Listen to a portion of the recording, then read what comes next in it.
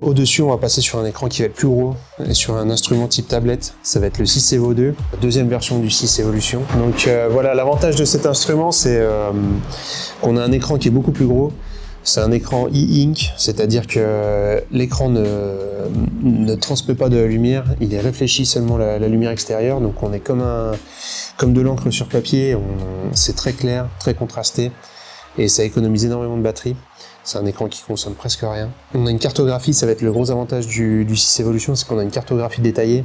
On aura une cartographie 3D et aussi une cartographie 2D sur laquelle on pourra afficher nos routes.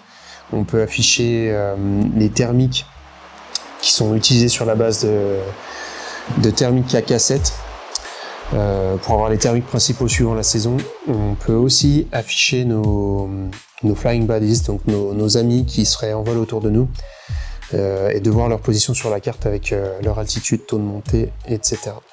Ce qui est plutôt intéressant pour la sécu et pour la stratégie de vol également. On est sur un instrument qui va être à plus de 20 heures d'autonomie, qui est assez léger, on est à 217 grammes, ça fait grosso modo le poids d'une radio.